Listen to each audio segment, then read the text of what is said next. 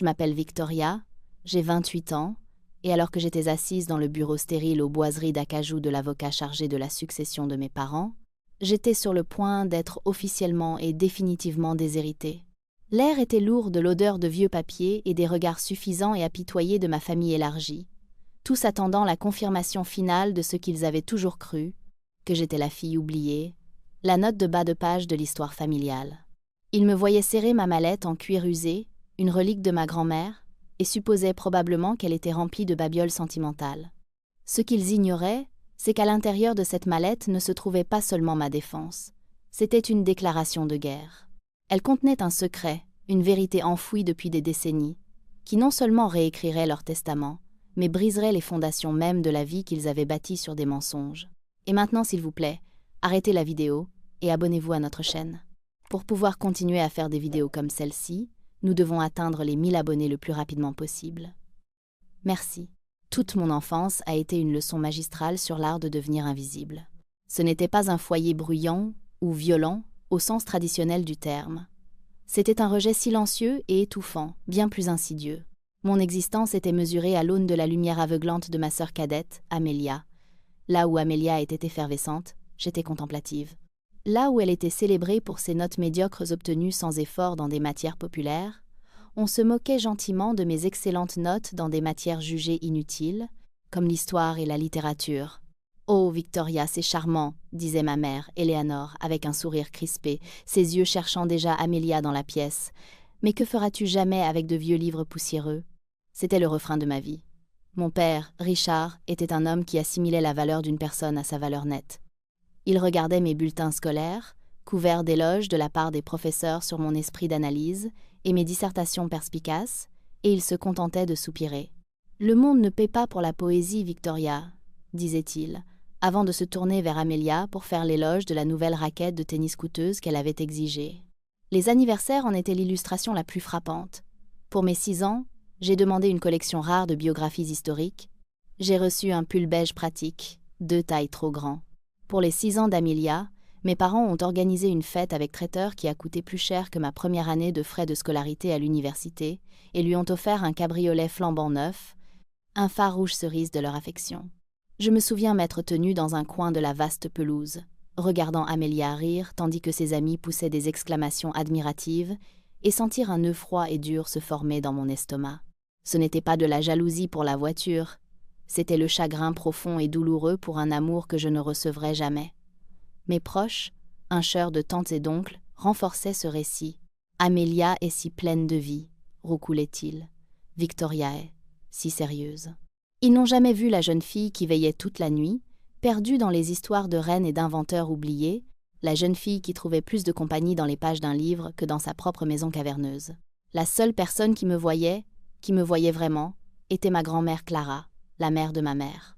Elle était l'excentrique discrète de la famille, celle qu'il tolérait mais ne comprenait pas tout à fait. Elle sentait la lavande et le vieux papier, et ses yeux, contrairement à ceux de ma mère, contenaient une chaleur sincère lorsqu'ils se posaient sur moi. Elle me trouvait dans ma chambre, et au lieu de me demander pourquoi j'étais si silencieuse, elle me demandait ce que je lisais. Elle me disait que l'histoire ne concernait pas seulement les morts. Il s'agissait de comprendre l'ossature du monde. « Ne les laisse jamais te convaincre que ce que tu aimes n'a aucune valeur, Tori », me chuchotait-elle, la main sur la mienne. Parfois, les choses les plus précieuses sont celles que tout le monde ignore. Elle était mon sanctuaire, la seule personne dont je désirais ardemment la validation, car c'était la seule validation qui me semblait réelle. Sa présence était une petite bougie vacillante dans le vide immense et froid de l'approbation de ma famille, et je me suis accrochée à sa chaleur de toutes mes forces. Le gouffre entre ma famille et moi s'est élargi pour devenir un canyon pendant nos années d'université. Mes parents, Richard et Éléanore, ne considéraient pas l'éducation comme un outil d'épanouissement, mais comme une transaction pour obtenir un statut. Pour Amélia, cela signifiait un chèque en blanc.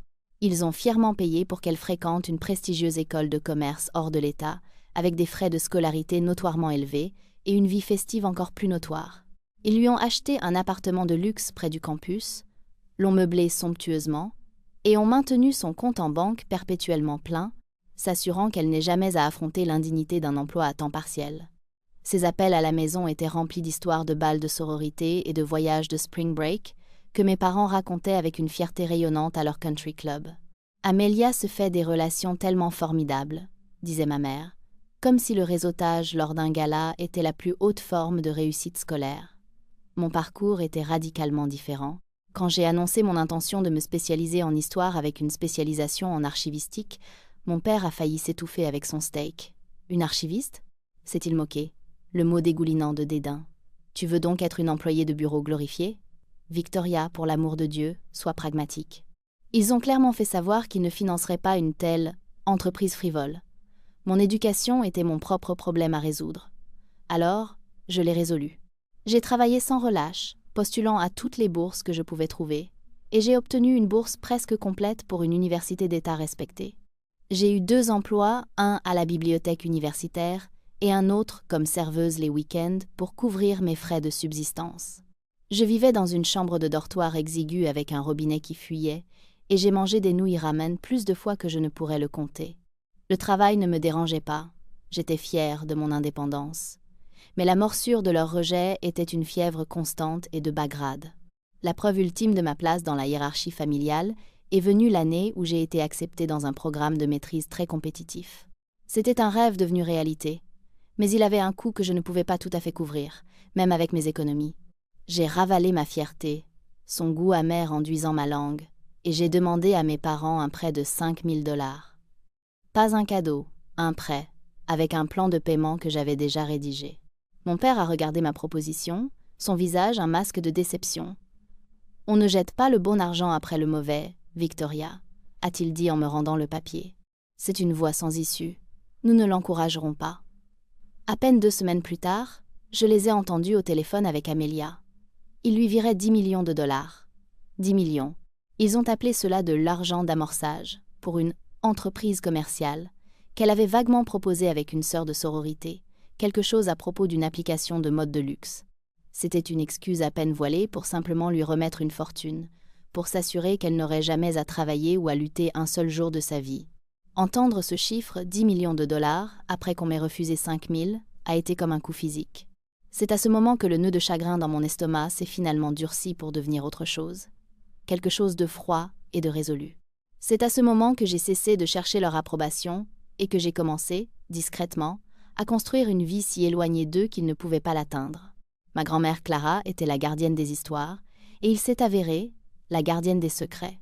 Dans les années qui ont suivi l'obtention de ma maîtrise, un diplôme que j'avais réussi à financer moi-même en prenant une année sabbatique pour travailler à 3 emplois, je me suis fait un devoir de lui rendre visite chaque week-end.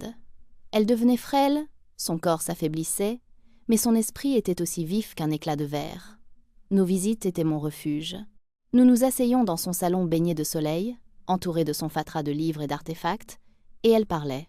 Elle parlait rarement directement de mes parents ou d'Amélia. Au lieu de cela, elle parlait en ce que je pensais être des métaphores et des allégories historiques. Elle parlait de son propre père, mon arrière-grand-père, un homme nommé Arthur qui avait bâti l'entreprise manufacturière de la famille à partir de rien, de ses propres mains. Mes parents le mentionnaient rarement, sauf pour dire qu'il était un homme simple, qui avait eu de la chance. Mais Clara parlait de son intégrité, de sa conviction que la parole d'une personne était son engagement. Il a bâti son entreprise sur la vérité, Tori, disait-elle, le regard lointain. Il méprisait les gens qui portaient de faux masques. Elle me disait souvent que les parties les plus importantes d'une histoire sont souvent cachées dans les notes de bas de page, dans les documents que personne d'autre ne prend la peine de lire. Elle m'a inculqué un respect pour les sources primaires, pour la preuve tangible du passé. Lors d'une de mes dernières visites, alors qu'elle était confinée à son lit, elle m'a fait signe de m'approcher. Sa voix était un mince murmure de papier. « Ils pensent que je ne suis qu'une vieille femme sotte qui ne possède rien, » dit-elle, une lueur de l'ancien feu dans ses yeux. « Ils attendent que je trépasse pour pouvoir vendre cette petite maison et en finir avec moi. » Elle m'a alors indiqué une vieille malle poussiéreuse au pied de son lit. À l'intérieur, sous des courtes pointes qui sentaient la naphtaline et le thym, se trouvait une petite boîte lourde en bois sombre, cerclée de fer et fermée par une petite serrure complexe. Elle a pressé une clé en argent ternie dans ma paume, ses doigts froids et osseux autour des miens. « C'est pour toi », a-t-elle chuchoté avec urgence. « Mais tu dois me promettre quelque chose. Ne l'ouvre pas avant de te sentir absolument et complètement seule. Quand tu auras l'impression de n'avoir plus rien, quand ils t'auront montré leur vrai visage, c'est à ce moment-là que tu auras besoin de connaître la vérité. » J'ai promis. la gorge nouée par l'émotion. Une semaine plus tard, elle était partie. Les funérailles furent une affaire brève et stérile. Mes parents et Amélia étaient là, bien sûr, leur chagrin performatif et fugace. Ils s'intéressaient davantage à la valeur de sa maison qu'ils découvrirent rapidement être hypothéquée jusqu'à la garde. Ils se sont moqués, la traitant d'irresponsable. Ils ont vendu ses biens pour une bouchée de pain et n'ont même pas pris la peine de trier ses livres que j'ai discrètement emballés et emportés moi-même. J'ai gardé la boîte verrouillée, la rangeant au fond de mon placard, dernier vestige tangible de la seule personne qui m'ait jamais vraiment aimée. Je ne savais pas ce qu'il y avait à l'intérieur, mais j'ai honoré ma promesse, attendant un jour que j'espérais ne jamais voir arriver. La vie s'est installée dans un nouveau rythme, calme. J'ai trouvé un emploi d'archiviste de recherche pour une société historique, un poste que mes parents dénigraient ouvertement comme un cas social. Je vivais modestement dans un petit appartement, entouré des livres dont j'avais hérité de ma grand-mère, et j'étais, pour la première fois, contente. J'avais mon travail, un petit cercle d'amis qui m'appréciaient pour qui j'étais, et une existence paisible, heureusement libérée du jugement constant de ma famille. La distance était un baume. Puis, l'appel est arrivé. C'était un mardi matin. Une Amélia frénétique et sanglotante était à l'autre bout du fil. Il y avait eu un accident. Une plaque de verglas, une route de campagne sinueuse. Mes parents, Richard et Éléanore, étaient partis. Le choc était une chose étrange et creuse. J'ai ressenti du chagrin, bien sûr, mais c'était une émotion complexe et enchevêtrée, mêlée à des décennies de blessures et de ressentiments. C'était comme faire le deuil de l'idée de parents que je n'avais jamais vraiment eue. Les jours qui ont suivi ont été un enchaînement flou de logistique et de drame familial. Amélia, soutenue par nos tantes et nos oncles, a immédiatement endossé le rôle de la matriarche éplorée, organisant tout et me traitant avec une pitié condescendante qui me faisait grincer des dents. « Ne t'inquiète de rien, Victoria, » disait-elle en me tapotant le bras. « Je m'occupe de tout. » Il était clair qu'à leurs yeux, j'étais toujours l'enfant incompétente et peu sérieuse, incapable de faire face à la réalité. Les funérailles sont passées, une démonstration de richesse et de statut qui semblait grotesque dans son manque de sincérité. Et puis est venu le rendez-vous avec l'avocat, la lecture du testament. La veille de notre rendez-vous, j'étais assise seule dans mon appartement silencieux, le poids de tout m'oppressant. Je ressentais un profond sentiment d'isolement, le sentiment que j'étais vraiment, enfin, une orpheline dans tous les sens du terme. Et puis, comme un murmure du passé, je me suis souvenu des mots de ma grand-mère. Ne l'ouvre pas avant de te sentir absolument et complètement seule. Je suis allée à mon placard et j'ai sorti la boîte en bois sombre. Mes mains tremblaient en insérant la petite clé d'argent dans la serrure. Elle a tourné avec un léger clic métallique. J'ai soulevé le lourd couvercle. Il n'y avait pas d'or, pas de bijoux, pas de liasse de billets. À la place, il y avait une pile de documents jaunis et cassants, liés par un ruban rouge délavé. Mon cœur s'est mis à battre la chamade, tandis que mes yeux d'archiviste parcouraient les papiers. Il y avait les statuts originaux de la Manufacture Arthur Vance, datés de 1947. Il y avait des titres de propriété, enregistrés au nom de mon arrière-grand-père. Et tout en bas, il y avait un document épais de plusieurs pages, rédigé par un cabinet d'avocats que je ne reconnaissais pas. C'était une fiducie testamentaire, un document juridiquement inattaquable, signé par mon arrière-grand-père Arthur et attesté par 3 de ses collègues les plus fiables. Il stipulait, en termes clairs et sans ambiguïté, qu'à sa mort, l'intégralité de sa succession, y compris 100% des actions avec droit de vote de son entreprise, devait être transmise à son unique enfant, ma grand-mère, Clara. Et puis, la clause finale est dévastatrice. La fiducie stipulait que les actifs devaient être gérés par son futur époux et ses enfants, mais uniquement en tant que fiduciaire salarié. Il n'avait aucun droit de propriété. Et à la mort de Clara, l'intégralité de la fiducie, l'entreprise, les propriétés, tout, devait être transmise, entière et indivisible, à un héritier de son choix, désigné dans un addendum scellé. Glissé à l'intérieur de la dernière page, se trouvait cet addendum, signé par Clara et notarié juste un an avant sa mort. Dessus, de son écriture familière et élégante, figurait un seul nom, Victoria. Le bureau de l'avocat était un décor planté pour mon humiliation. J'étais assise sur une chaise à dossier droit, le cuir usé de la mallette de ma grand-mère frais contre mes jambes. Amélia était positionnée à côté de l'avocat, tamponnant ses yeux secs avec un mouchoir en soie, l'image même de l'héritière tragique. Mes tantes et mes oncles occupaient les sièges restants, leur visage un mélange de sympathie feinte pour Amélia et de mépris à peine dissimulé pour moi. Ils étaient une volée de vautours, attendant de dépecer la carcasse de la succession de mes parents. L'avocat, un homme nommé Maître Abernathy, qui avait une relation longue et profitable avec mon père, s'est éclairci la gorge. Nous sommes réunis aujourd'hui pour lire le testament de Richard et Eleanor Sterling, commença-t-il, sa voix suintant d'une solennité étudiée. Il a psalmodié le jargon juridique, les legs d'objets personnels à des parents éloignés, les dons au club de golf de mon père. Je gardais une expression parfaitement neutre, mes mains posées calmement sur ma mallette, puis il est arrivé au cœur du sujet. « À ma fille bien-aimée, Amelia Sterling, a-t-il lu, sa voix enflant d'importance. Je lègue l'intégralité de ma succession restante, y compris tous les biens immobiliers, les actifs financiers et la participation majoritaire dans les entreprises Sterling. » Amelia laissa échapper un petit sanglot théâtral. Ma tante Carole s'est penchée pour lui tapoter la main. Maître Abernathy fit une pause, me scrutant par-dessus ses lunettes comme s'il s'apprêtait à porter un coup fatal. « Et à mon autre fille, Victoria Sterling, continua-t-il, les mots teintés d'un ricanement presque imperceptible. Nous laissons la somme de 5 000 $. Il n'avait pas fini. Il a ensuite lu une note personnelle annexée au testament. C'est notre plus sincère espoir. La voix de ma mère résonnait dans le ton de l'avocat. Que cette petite somme aidera Victoria à apprendre la valeur de la responsabilité financière et l'encouragera à poursuivre une voie plus pratique dans la vie. Une vague de satisfaction silencieuse et suffisante a déferlé sur la pièce. 5 000 $, une insulte enveloppée dans une dernière leçon posthume. Amelia m'a regardée, ses yeux remplis d'une pitié brillante et condescendante qui m'a glacé le sang. C'était ça. C'était le moment qu'ils avaient tous attendu, la confirmation légale finale de mon inutilité. Ils s'attendaient à ce que je pleure, que je proteste, que je me replie sur moi-même comme je l'avais toujours fait. Je pouvais sentir leur regard collectif sur moi, lourd et expectant. J'ai laissé le silence s'installer pendant un instant, les laissant savourer leur victoire. C'était le moment pour lequel ma grand-mère m'avait préparé. Le moment où j'étais complètement seule, n'ayant plus rien à perdre. Et à ce moment-là, je n'ai pas ressenti de désespoir, mais un calme étrange et exaltant. La peur avait disparu, remplacée par une clarté froide et tranchante. La performance était terminée. C'était à mon tour de parler. J'ai attendu que Maître Abernathy ait soigneusement plié le testament et l'ait posé sur son bureau, un air de finalité sur son visage. La pièce était immobile, l'air vibrant du triomphe partagé de la famille. J'ai pris une inspiration lente et délibérée, puis j'ai parlé. Ma voix, quand elle est venue, n'était pas la chose calme et hésitante à laquelle ils étaient habitués. Elle était posée, claire, et portait un poids qui a fait que toutes les têtes dans la pièce se sont tournées vers moi. « Merci, Maître Abernathy », ai-je dit calmement. C'était très instructif.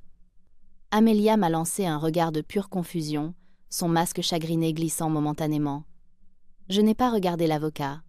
Je l'ai regardé directement, elle, puis mon regard a balayé les visages de mes tantes et oncles. Toute ma vie, ai-je commencé, cette famille a fonctionné sur un ensemble de croyances très spécifiques.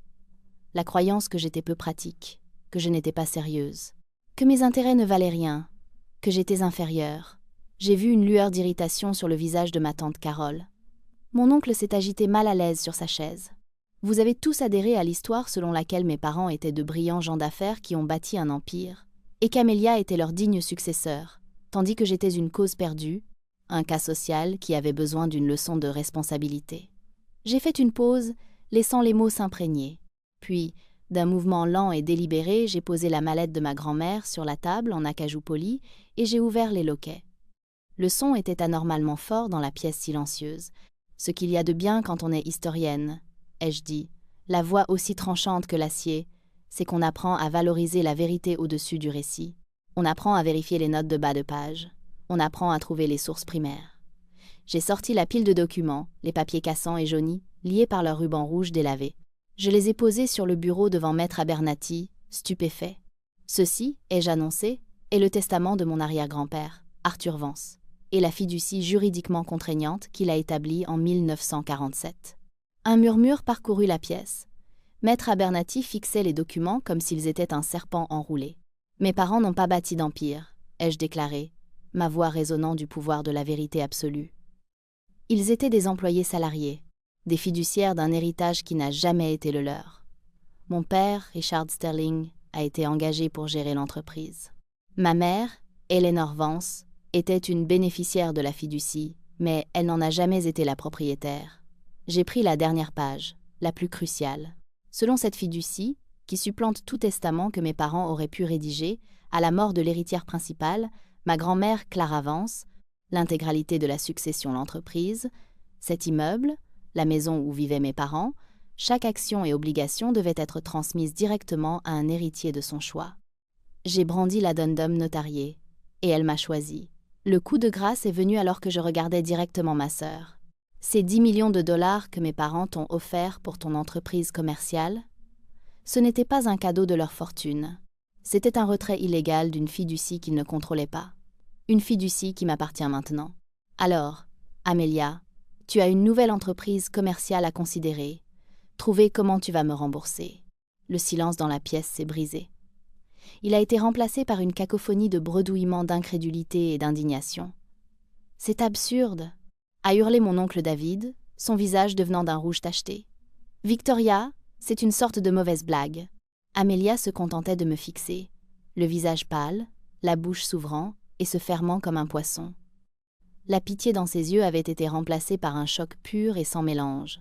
Maître Abernathy, un homme qui avait bâti sa carrière sur le patronage de mon père, a arraché les documents de son bureau. Ses mains, habituellement si stables, tremblaient tandis qu'il parcourait les pages.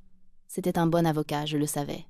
Et un bon avocat reconnaît une fiducie centenaire et blindée quand il en voit une. J'ai regardé la couleur quitter son visage, son sang-froid professionnel s'effondrant en une panique brute. Les signatures, les notarisations, elles semblent être authentiques, balbutia-t-il, sa voix à peine un murmure.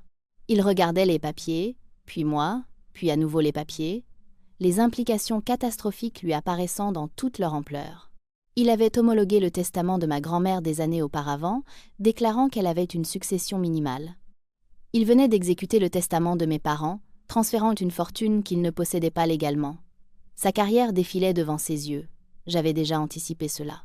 J'ai pris la liberté de faire authentifier ces documents par mon propre conseiller juridique la semaine dernière, et je dis froidement, en sortant de ma mallette un dossier juridique impeccable et moderne. Ceci est une lettre du cabinet Albright, Spector et Thorne, confirmant la validité de la fiducie Arthur Vance et ma position en tant qu'unique héritière légale. J'ai fait glisser le dossier sur la table vers lui. Le nom du cabinet de contentieux le plus redouté de l'État flottait dans l'air comme une guillotine. Le combat a quitté la pièce instantanément.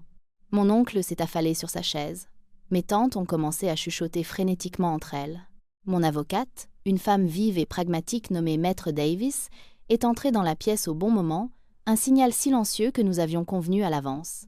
Elle a posé une main sur mon épaule, un geste silencieux de soutien, qui semblait plus réel que n'importe quel contact que ma famille m'ait jamais donné. Elle s'est adressée directement à Maître Abernathy. « Nous allons déposer une injonction immédiate pour geler tous les actifs de la succession », a-t-elle dit, son ton ne laissant aucune place à la discussion. À compter de ce moment, les entreprises Sterling, toutes les propriétés associées et tous les comptes financiers sont sous le contrôle exclusif de ma cliente, Mademoiselle Victoria Sterling. Toute nouvelle tentative de disperser ou d'accéder à ces actifs sera accueillie par une action en justice rapide. Les parents ont commencé à se précipiter, attrapant leurs manteaux et leurs sacs, désespérés d'échapper aux retombées toxiques. Ils ne pouvaient même pas me regarder. Je n'étais plus la nièce pitoyable. J'étais une menace, une force qu'ils ne comprenaient pas. Amelia fut la dernière à partir, soutenue par notre tante Carole en pleurs. En passant près de moi, elle m'a lancé un regard de pure haine. « Tu le regretteras », a-t-elle sifflé. « Je regrette déjà de ne pas l'avoir fait plus tôt », ai-je dit. Et pour la première fois, c'était la vérité absolue. Je les ai regardés partir, une parade de fantômes vaincus, et je suis restée seule dans la pièce silencieuse aux boiseries d'acajou, propriétaire de tout ce qu'ils avaient jamais valorisé, et enfin, propriétaire de moi-même. Les semaines qui ont suivi ont été un enchaînement flou de manœuvres juridiques et de changements de vie sismiques. Maître Davies était un tourbillon d'efficacité, démantelant le monde financier de mes parents avec une précision chirurgicale. Les injonctions ont été signifiées, les comptes gelés, les serrures du siège de l'entreprise et de la vaste demeure familiale changées. Je suis soudainement devenue la PDG d'une entreprise manufacturière de plusieurs millions de dollars et la propriétaire d'un portefeuille de propriétés dont je n'avais même jamais connu l'existence.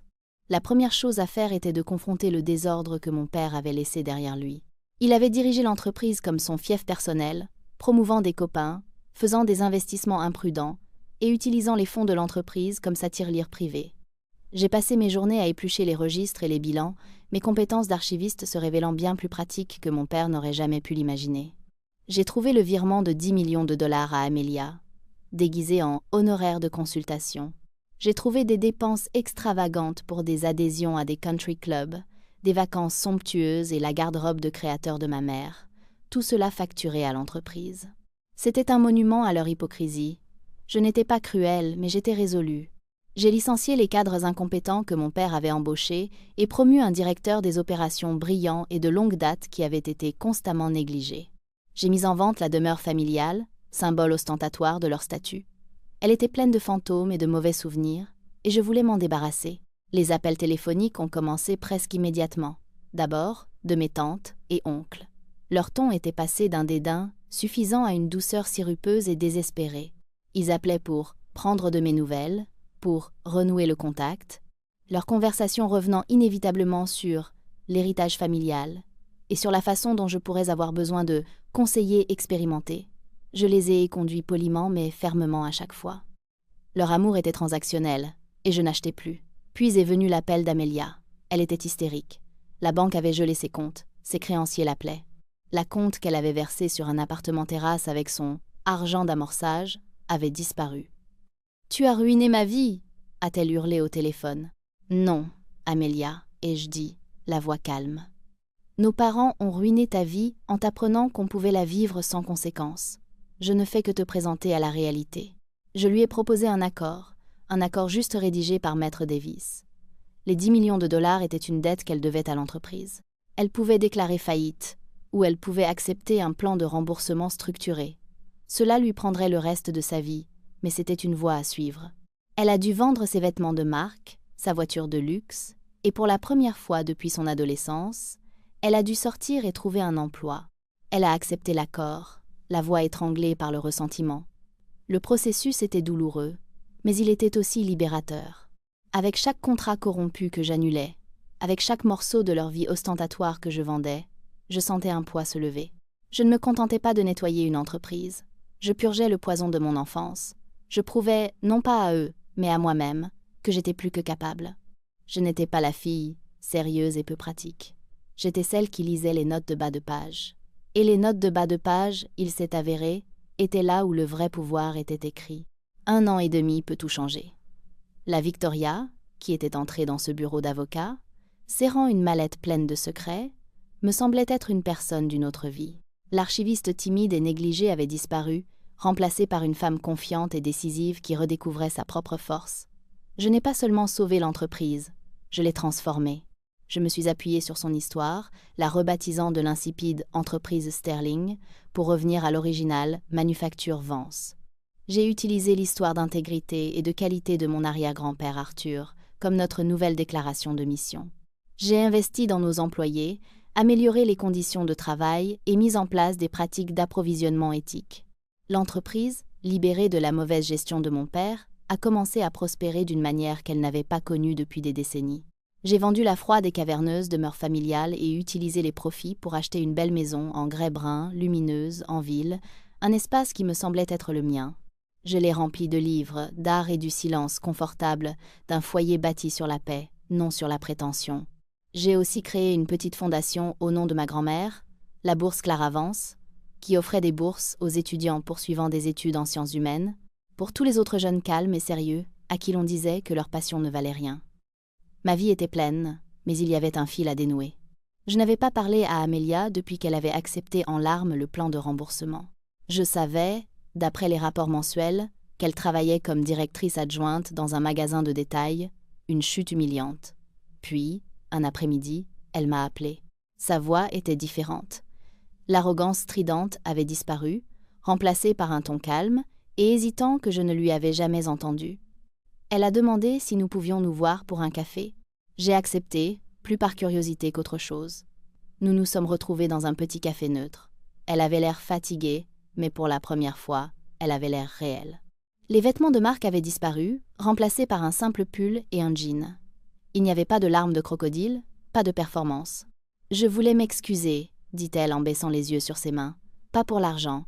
Enfin, si, pour l'argent, mais pour tout le reste. » J'ai été horrible avec toi. Je savais que ce que maman et papa faisaient était mal, la façon dont ils te traitaient. Je le savais et j'ai laissé faire parce que ça me plaisait. J'aimais être la favorite. C'était plus facile. Elle a levé les yeux vers moi, et ses yeux étaient remplis d'un remords sincère et douloureux. Il a fallu que je perde tout pour réaliser que je n'avais jamais rien eu à moi. Ma vie était un cadeau, pas une réussite. Toi, tu as mérité tout ce que tu as. Je suis désolée, Victoria. Vraiment. C'était l'excuse que j'avais attendue toute ma vie sans le savoir. Elle n'a pas effacé par magie les décennies de blessures, mais c'était un baume sur la vieille plaie. J'accepte tes excuses, Amélia, ai-je dit doucement. Il ne s'agissait pas de pardon, pas entièrement. Il s'agissait de clore un chapitre. Il s'agissait de reconnaître que nous étions deux personnes différentes, façonnées de différentes manières par le même environnement toxique. Nous ne pourrions jamais redevenir des sœurs comme nous étions censés l'être, mais pourrions-nous avancer comme deux adultes qui comprenaient enfin la vérité. J'ai quitté ce café en me sentant plus légère que je ne l'avais été depuis des années. Je n'avais plus besoin de ces excuses, mais les entendre confirmaient que j'avais fait le bon choix. Je n'avais pas seulement repris mon héritage, j'avais brisé le cycle. 5 ans se sont écoulés depuis ce jour dans le bureau de l'avocat. C'est comme si c'était une vie. La manufacture Vance a plus de succès que je n'aurais jamais pu en rêver, un témoignage de l'idée qu'on peut réussir en faisant le bien. La bourse Clara Vance a maintenant aidé plus de 50 étudiants à poursuivre leurs rêves peu pratiques, et je lis chacune de leurs lettres de remerciement. Ma vie est calme, mais c'est un calme riche et épanouissant. J'ai trouvé un partenaire qui m'aime pour mon esprit sérieux et ma passion pour le passé, un homme qui trouve les histoires de ma grand-mère aussi fascinantes que moi. Nous construisons une vie basée sur le respect mutuel et des vérités partagées, à des années-lumière des relations transactionnelles de mon enfance. Je vois Amélia de temps en temps. Elle a fini de rembourser sa dette l'année dernière, en avance sur le calendrier. Elle a gravi les échelons et gère maintenant tout un district de magasins. Elle a trouvé sa propre force, une résilience qu'elle ne savait pas posséder, parce qu'elle n'avait jamais eu à l'utiliser. Notre relation est cordiale, distante, mais paisible. Nous ne sommes pas des amis proches, mais nous ne sommes plus des ennemis. Nous sommes les survivantes du même naufrage, échouées sur des rivages différents. Parfois, je sors la vieille boîte en bois que ma grand-mère m'a donnée. Je passe mes mains sur les sangles de fer et je pense au cadeau incroyable qu'elle m'a fait. Ce n'était pas seulement l'argent ou l'entreprise, c'était la vérité. Elle m'a armée de la vérité et a cru que je serais assez forte pour l'utiliser le moment venu. Elle a vu la personne que j'étais destinée à devenir bien avant que je puisse la voir moi-même.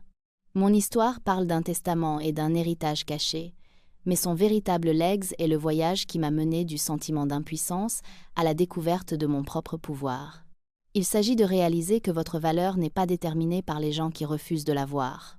C'est quelque chose que vous définissez, que vous construisez et que vous possédez selon vos propres termes. Si vous avez déjà été sous-estimé, rejeté ou rendu invisible par les personnes mêmes qui étaient censées vous élever, je veux que vous partagiez votre histoire dans les commentaires ci-dessous. Créons un espace où chaque voix est entendue et où chaque histoire compte. Votre expérience est valide, votre force est réelle, et comme moi, vous avez le pouvoir d'écrire votre propre fin. Et s'il vous plaît, n'oubliez pas d'aimer cette vidéo et de vous abonner pour plus d'histoires de force tranquille et de vengeance ultime.